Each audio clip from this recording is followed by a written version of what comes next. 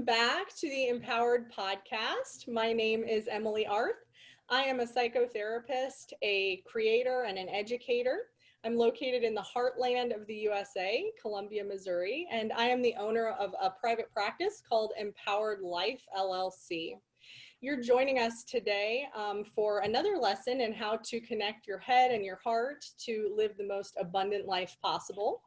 And this is a series called the HEALER'S GUILD, where I'm bringing you an array of healers from an eclectic group of modalities to talk about the benefit of their healing art in your life and how they can help you to overcome difficulties in your life. So today I'm going to be introducing you to Robert Dubiel, who is an intuitive coach and a global shaman. Since a near-death experience in 1973, Robert has traveled the path of shaman and teacher. His background and skills include intuitive counseling, Reiki Master and teacher, astrology, past life regression, soul retrieval, and channeling. In his work, Robert helps people accelerate their awareness as they unfold their life purpose. He's the author of 2 metaphysical books entitled Body Signals, Healing Through Physical Intuition, and The Practical Shaman, Bonding with the Earth in the New Age. He's currently working on a 3rd book on developing hidden aspects of ourselves while working with the Earth's consciousness as a light being through pilgrimage and activation of power centers. A native of Chicago, Robert has traveled the world interacting with cultures on the verge of freedom and with the spirits of the earth to wake up dormant centers of energy. In recent years, he has traveled to power centers in North America, Hawaii, and Europe to link them with the earth's healing grid. In the winter, based in Chiang Mai, Thailand, he now continues this work in Asia. Robert's workshops, classes, and private sessions emphasize strengthening our relationship with Source, personal truth, and inner guidance to bring more joy into our lives. He helps individuals, couples, and groups with the full range of life's issues. He considers that all aspects of life are relevant to spiritual growth. So welcome, Robert. Thank you for being here with us today. Thank you, Emily, for giving me this opportunity. Most definitely. So I was hoping if you could start talking to us today by telling us more about your personal journey to this type of work and what led you here.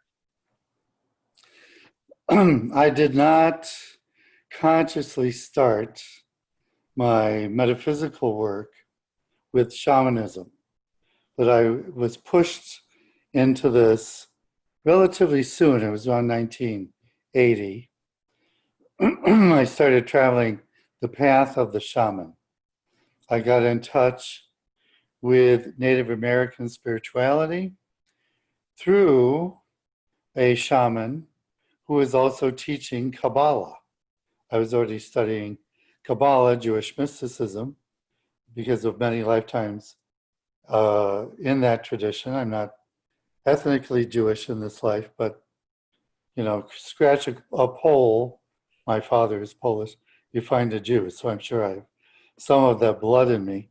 But when we go deep enough, all the traditions converge. But automatically I had a somewhat personal take on soul retrieval.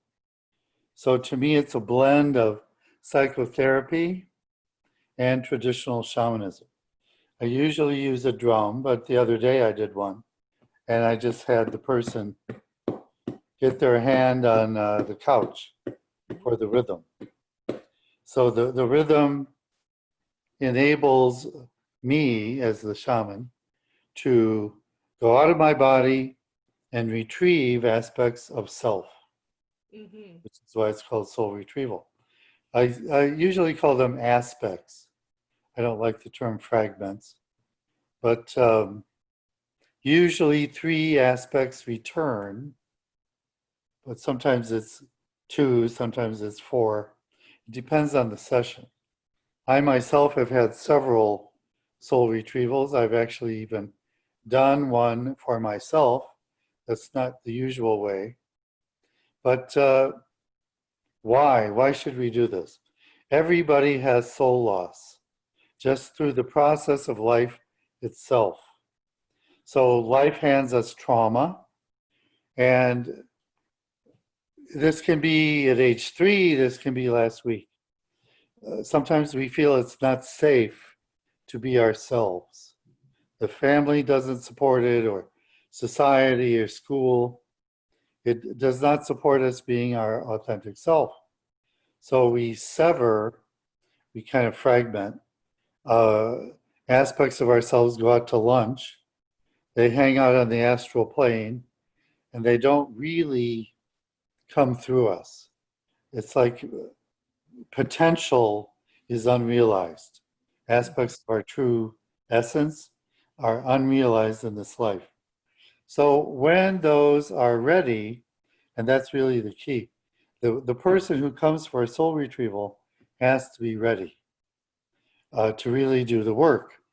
All I do is bring in the aspects, the fragments, and then I give them power animals. Each aspect has his or her own power animal. And then that often is easier for people to relate, especially if they don't remember much of their childhood. Because it's not in chronological order, the way that I retrieve the soul essences. It's how open and ready these aspects are to come back. Mm-hmm. So sometimes it's the first one's age 21, sometimes age 7. It's a very wide gamut. Right. But one has a power animal. So that grounds it, that makes it, in a way, I think it helps the inner child really to integrate, you know. I have many power animals, we all do. But the first one I got in touch with is the raccoon. You know, I always feel raccoons have a great sense of humor. They're troublesome, but they're very smart. You know, they mirror my life in many ways. And so I enjoy that connection with nature through raccoon. Mm-hmm. So, you know, you can name your power animal. I named my raccoon Randall because I didn't want it Rocky because that's too obvious because of the Beatles. So I named mine Randall Raccoon. So, you know, Randall is helping me. As a matter of fact, in one of my first shamanic journeys, it may have been the very first one. It was a guided journey. The form that we use of soul retrieval and, you know, Western shamanism, Michael Harner, the anthropologist, introduced Ecuadorian shamanism to the West. So a group of friends of mine and I, we'd already been to this shamanic Kabbalah pipe ceremony weekend, very eclectic, very powerful. And we were, you know, listening to the drumming. We all went to the lower world for the journey. And lo and behold, there's this raccoon there. This is before I knew Randall was my power animal. And he bites off my right arm. So what'd you do that for? He said, don't worry, you can grow a new one. And then afterwards, I read up on shamanism, the tradition. And the word shaman is Yakut from Siberia. And I'm reading about Yakut shamanism. They have a tradition of dismemberment. So the power animal was dismembering me. And I noticed, this was long before Reiki for me, but I was already doing psychic healing at the time. I noticed I had a lot more power in my right hand after this journey. It wasn't something I thought about, I just noticed it, that the energy was flowing.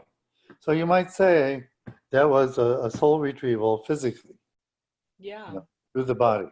And I like that you brought up this remembering process, because that's part of the goal of having these interviews with different healers, is to highlight that this process of remembering, which I often describe to my clients as well as what we're doing when we're healing ourselves, that when we go through trauma, we have these parts of ourselves that become cut off, or that we hold out, that we're ashamed of, or they hurt us to look at.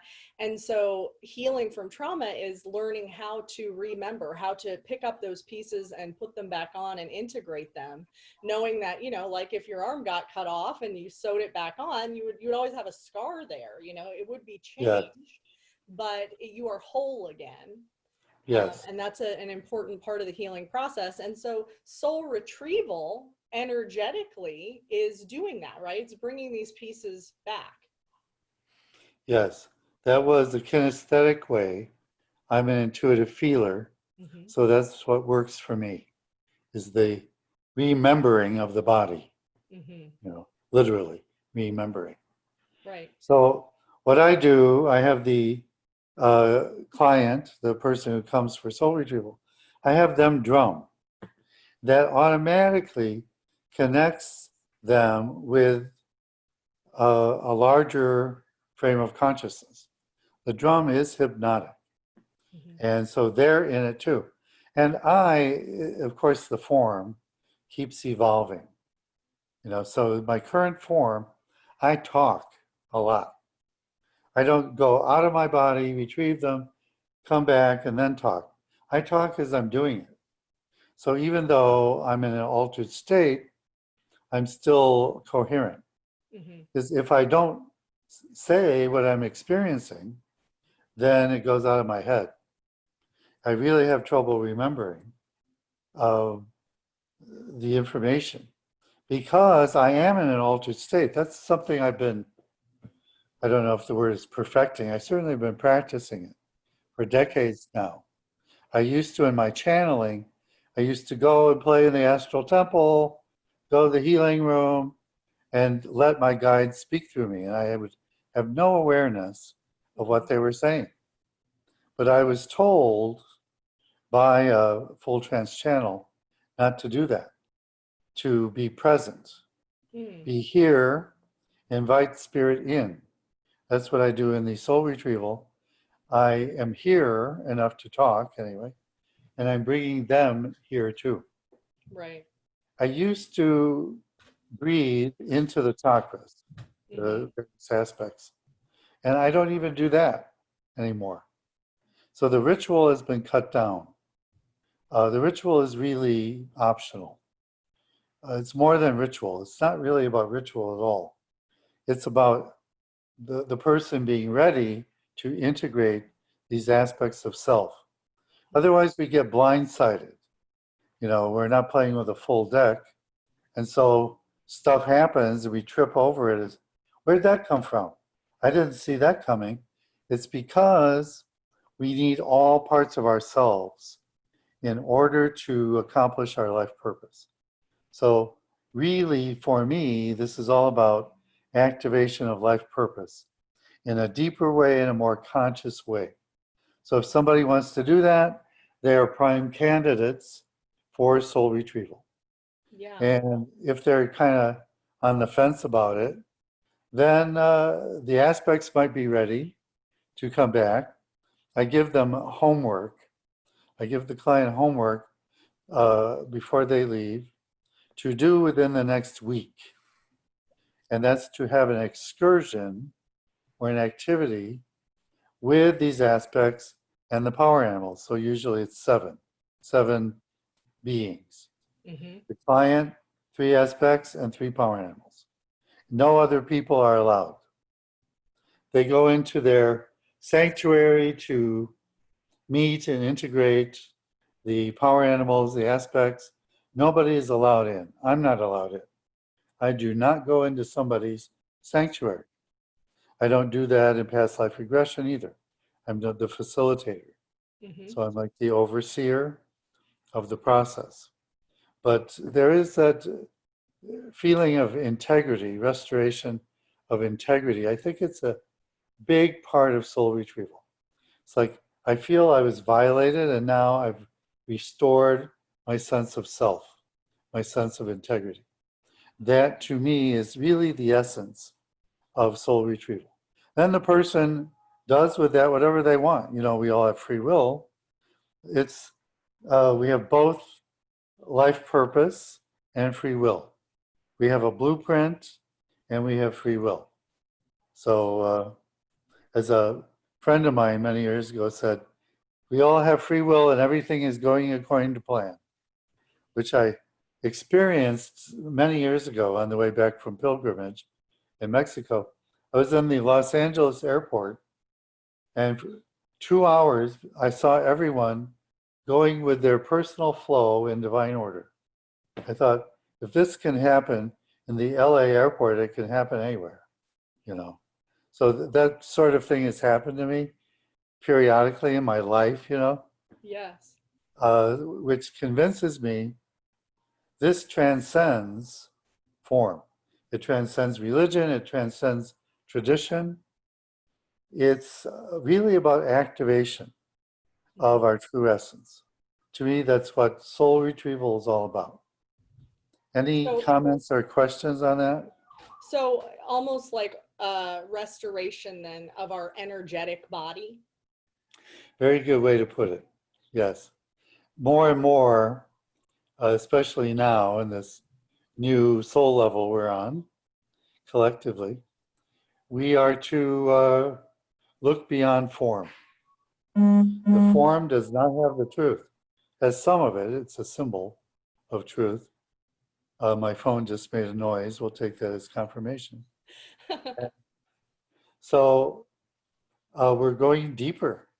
We're going deeper personally, as well as what is the meaning of life for us as humanity. But I think this new soul level is very, very personal. It's really one's personal journey, one's personal exploration. And I So yeah, think that's why, like authenticity is a big buzzword right now. And that's one of the things that I specialize in is authenticity and teaching people how to get on their authentic path. I say that my dream is if we lived in a world where everyone was authentically aligned and lit up, we would live in such a beautiful, innovative, advanced society. It would be incredible. in my uh, vision quest, which I did not the traditional age of, coming of age as a teenager. I did it when I was 33, but under the guidance of shamans, Native American Potawatomi shamans in Wisconsin. And it was an interesting experience being in the woods overnight and not going to sleep and just being with myself. I saw a few things, but I knew that I'd experienced something because when we came down from the mountain, we went into the sweat lodge. And I feel emotional about this. I always enjoyed the form. It was the Lakota Indian form of sweat lodge. But I was singing my heart out just because I was open. After the vision quest, I was like, I was just like belting it out. And everybody was congratulating me when I left the sweat lodge. It's like, why are they doing that? Because I didn't notice there was anything different, but they did. Because it was like, again, a soul retrieval. The vision quest was an opportunity to remember myself.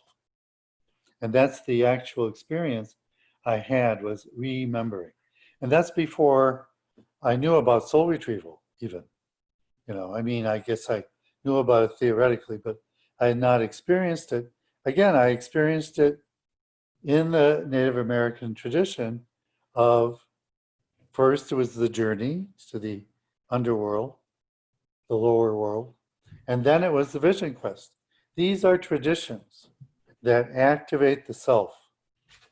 So in my little session, which is between an hour and a half, that's in a way an essence. It's like a mini version of these things, mini version of the vision quest.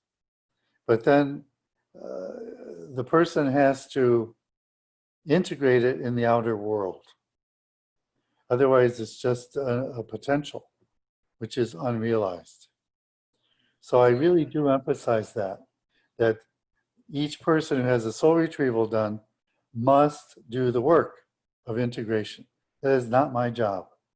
Yeah, that's very important, because I think, in my work too, that when you're doing like traditional talk therapy or psychotherapy, people can have realizations, people can have revelations, but the power is in changing the choices around those revelations, in acting different, and that's hard, and that takes courage to do. With these aspects back, then it's easier to make choices outside the box, to shift paradigm in one's personal life. It's easier because they're there. They're giving inklings. I'm really going through this now, and just through the process of life itself. I've been based in Thailand now for about 11 years. I consider that my home. And suddenly I was visiting my ancestors, putting flowers on their graves in Tennessee last week, and, regrouping, having good Mexican food, and suddenly thinking I could move to Mexico. Suddenly that's on the table. I don't feel attached. It's like, no, I have a house in Thailand. I have to stay there. It's like, whatever is in divine order, whatever is going to activate or fulfill my essence the most. I think that we're in a window now, window of opportunity, where, these aspects, these neglected aspects of self, when they come back, they just tap us on the shoulder. Well, what about this possibility? Have you considered that? And many of us, I think, are feeling more detached, less agenda, less I have to continue doing what I've been doing for the last 30 years. It's more like, okay, I have various options. The world is my oyster. I can do whatever gives me the most joy. That's been I think I've shared that with you before. I was on the fence about moving to Hawaii in 2004, leaving my hometown of Chicago. And I'm minding my own business about 2 weeks before the flight. And this inner voice booms in my head. Joy is the most important emotion. Joy supersedes grief. Each person has the responsibility to cultivate joy in their lives. Those were their exact words. It's like my team of spirit guides. That's what I felt it was. And so, I got to Maui and looked around and said, what would give me the most joy? Yeah, I think I'll move to Maui. So I did. Some years later, I went to Thailand just because my truth finger, my little finger, when it buzzes, it means truth. I'm a physical intuitive. So every time my friend suggested, go to Chiang Mai, my truth finger would buzz. I arrived in Chiang Mai, went to the power spot. As a shaman, I have to acknowledge the local power source, which is a temple on the mountain overlooking the city. I did that. I came down the mountain. I was home. I didn't feel at home when I got there, but after I visited the temple on the mountain, I knew this was my place. It was just really like spontaneous realization. Beautiful. Yeah, Yeah. well, speaking of intuitive hits and guiding intuition, because that's coming up in these conversations as well, and I think is so important to each authentic journey, is being locked into your own intuition. You say, people come to you when the soul is ready, the pieces are ready to be retrieved. What do people tell you when they come to you in terms of what do you hear people get? How do they get messages is what I'm trying to say, right? How does their intuition tell them that they're ready for a soul retrieval? They usually just have an inkling about it. Usually I don't see people the first time for a soul retrieval. I do soul retrieval only in person, face to face. I don't do it virtually at this time. I have done, but it's so intense. I really prefer to be in the same room because then I create a space of safety. Mhm. And although I've done past life work, I can extend that safety bubble virtually, but I prefer to do it one-on-one, face-to-face. Usually people come to me for psychic reading or intuitive consultation first. Then trust is established. And then they'll say, yeah, I'd like to do the soul retrieval because they trust me. That's where they feel comfortable with that. So next spring, I will be in Colombia. Now if people want to have a soul retrieval, they can come to Chicago, Maui, or Chiang Mai. That will be where I will be until next spring. But they can also do Zoom or the phone or Skype with intuitive consultation, psychic reading. And as you mentioned, I consider all aspects of life to be relevant to one's purpose. There's nothing, no experience that is irrelevant. The soul grows, learns through everything that we experience. Soul retrieval just makes the flow easier because we are reunited with these aspects of ourselves. Sometimes people have inklings. They say, I want to deal with the trauma that happened to me when I was 5 years old. Sometimes they have very specific rationale for this. But usually when they show up, I don't get any information from them. That's part of my trust thing, I suppose. They drum and I just go out and bring these parts back, and then they say, yeah, they remember the trauma, or they don't. But it usually makes sense to them. They have a resonance with the information, with the energy that comes back. So it's information, but it's also the energy, because this is really a gestalt of self. It's an aspect of self. So it's a gestalt of energy that returns. And the power animal is just kind of a way to put it in context. Yeah. Usually I get the power animal for the person, but more and more I'm letting them do that. Or sometimes we're on the same page with that. And I already get the same thing that they do. And for me, it's not, I don't follow the tradition. A reptile cannot be your power animal, or an insect. I don't follow those things.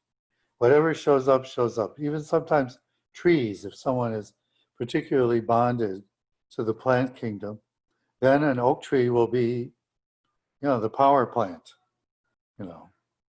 So I'm kind of flexible. It's my freedom, I suppose, to do things my way. But I do it my way because it works or it feels good, not because I read it in some book. Mm-hmm. The classic form of soul retrieval is somewhat rigid. The way that the Institute of Shamanic Studies encourages people to do, you can only use their name if you do the form their way. I don't do that. I never have. I've always adapted modalities that I learned. Mm-hmm. I And so what learned is the origin actually of soul retrieval? many, many, many Native American cultures have it. Not only Ecuador, but it exists in many. It was a coming of age. So it's like a Native American bar mitzvah, or confirmation as a sacrament in the Christian religion. It was a form of deepening one's knowledge of one's life purpose. And, I bemoan the old days, because in the old days, the shaman would tell the parents when a child was born what that life purpose was. they knew. Mhm. That would make life so much easier. Of course, we still have free will, so that person could say, I'm not doing it that way. You know, I'm supposed to be the chief, but I'm going to do something else. I'm going to do pottery. I mean, we all have, you know, free will, freedom of choice. But it gave a lot of guidance, which is sorely lacking in our culture for young people. And then it's the part of us, I suppose, you could say, that it never grows up. Our growth is stunted in some areas Mhm. because we were not given wisdom, the encouragement. You know, I was very grateful, personal story. I was in Catholic seminary and it was a tie vote whether to expel me or not when I was 16 after junior year of high school. And in a rare moment of enlightenment, the superior, the rector, called me in, and everyone thought I was going to be history, toast. But instead, my life had flashed before me. Just before, when he called me in, I just experienced my life flashing before me. I'd heard about this, but it actually happened to me. I got the main points of my life. Felt like 5 minutes. I don't know how long it lasted. And then I got the call to see him. And the first words out of his mouth were, "Are you going to let your parents ruin your life?" And my first thought was, I have a choice. I thought, of course, they're going to ruin my life. I thought that was a given. And then in that moment, he gave me choice. He gave me the space to make my own choices. And so he said, it was a tie vote. I want you to decide what you want to do. Another enlightened statement. I chose to stay for 4 more years in that environment for various reasons. But believe me, my attitude improved vastly from that moment on. I wasn't like blaming and raising my fist and being cynical. It's like I have another chance. I feel emotional about that. It's like I had another chance to make something of this time. That's the way we feel when we get these aspects of ourselves back. It's like, I didn't think I could actually be a writer. I didn't think I could actually be an artist. And then you get these aspects back and you realize, yes, I can. I can do these things that I've always wanted to do. But like in 8th grade, my art teacher told me I couldn't draw, you know. So I believed her. And I was on an artist date through the book, The Artist's Way. It says, go on an artist date every week. So I was on my artist date in the Tacoma, Washington Art Museum. And there was a mirror and a pad of paper and, you know, drawing materials. And it said, draw your self-portrait. And so I did. Then I understood I could draw. So that was like a healing. That was like an integration. Yes, I can draw. I am an artist, even visually, although I can identify more with being a writer. But, you know, it's good to be versatile and be able to express through various art forms. So that was a soul retrieval. Again, I guess what I'm saying is today, the ritual is good. Come for a soul retrieval. You know, it's $125, except if you come to Thailand, then I give you a break. But, you know, that's fine. It's fine to come for a soul retrieval. And I'm also saying today, I'm noticing, soul retrieval happens through the process of life itself.